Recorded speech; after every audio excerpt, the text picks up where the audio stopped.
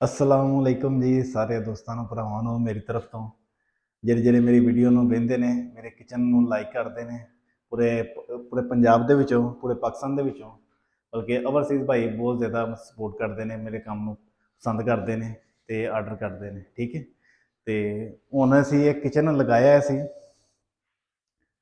नौखड़ तो एक साइड ते रस्ता आंदा है पिपली साहब पिंड का नाम है। अरफान भाई ने फ्रांस के होंगे ने। ठीक है उधरों ही भाई ने सानू ऑर्डर दिता सी तो किचन साडा कंप्लीट होया तो मैं क्या मैं दिखा दें। ठीक है ये जिन्ना भी ये खर्चा है टोटल तुहानूं दसांगे चीज़ां तुसीं वीडियो मुकम्मल वेख्या करो। असीं पंजाबी भी करने गल उर्दू च भी गल करी दी है। ठीक है तो चीज़ां पहले वेख लो तुसीं इहदी मैश तुहानूं दस दी 11 फुट इंज 11 फुट इंज हो गया इत्थों तक तो 13 फुट इधरों हो गया। ठीक है तो मटीरियल जो असीं लगाया है नीचे वाला एरिया टोटल वाटरप्रूफ है जिन्ना भी लगा है। ये भाई हर ने हाइट थोड़ी जी ज़्यादा रखी हुई है। ठीक है कस्टमर की अपनी मर्जी होंगी है असी ज़्यादा जोर नहीं पाते होंगे वैसे साड़ी मूवमेंट 33 इंच हाइट होंगी है। इतने भाई हर ने हाइट रखी है 39 इंच हाइट है। इन्होंने मशीन लगानी सी ये वाशिंग लगानी वाशिंग के अगे भी दरवाज़ा लगाना है वाशिंग का दरवाज़ा है जो एडा वड्डा है। ठीक है वैसे असे साढ़े दरवाजे नॉर्मल है शायद होंगे 16-18। ठीक है उन्हें चीज़ां जी असी इंस्टॉल कीतियां ने फस्ट आ गए लाडर 4 बास्किट वाला वो नाल साडे 2 डोर आ गए चैक वाले। उस तो बाद अगे होड आ गया साडा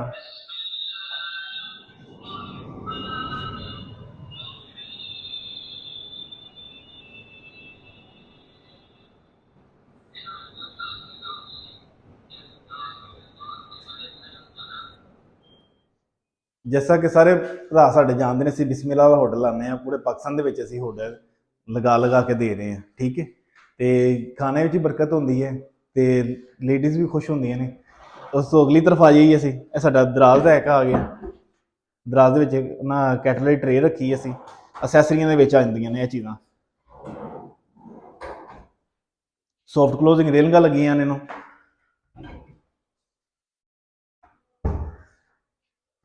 इधर आ गया सिंक सिंक के उत्ते प्लेट रैक। ठीक है ताकि प्लेटा उपर आ जाए गिला पानी शानी जो होए ये इस तरह तुम नीचे गिरा सकते हो।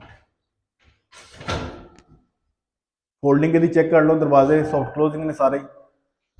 उस तो बाद सिंक के नीचे असी बास्किट एक लाजमी दे दी है तो एक साडा शैंपू रैक यह शैंपू रैक साडे वालों होंदा है तो बास्किट जी कस्टमर को खुद पे करनी पैंदी चार्जिज देते।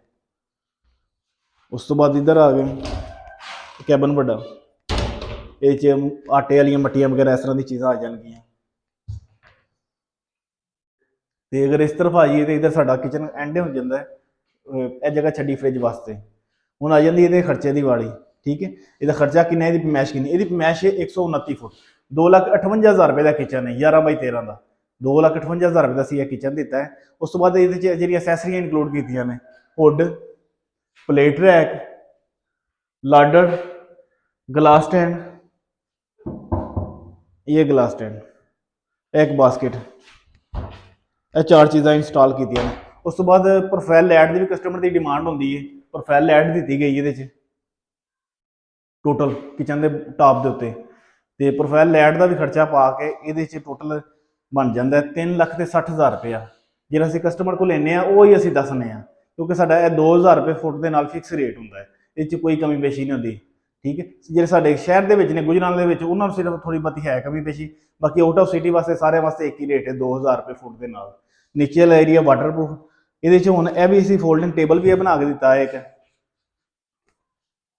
लो जी अभी तुहानूं चेक करा दिए। अरफान भाई ने बड़ा शाहकार बनाया है असीं कहा कि नहीं इंज तो अरफान भाई कहते नहीं इंज लो जी चीज़ चेक करनी तुसीं दसनी है फोल्डिंग टेबल जी। ठीक है अरफान भाई कहते हैं।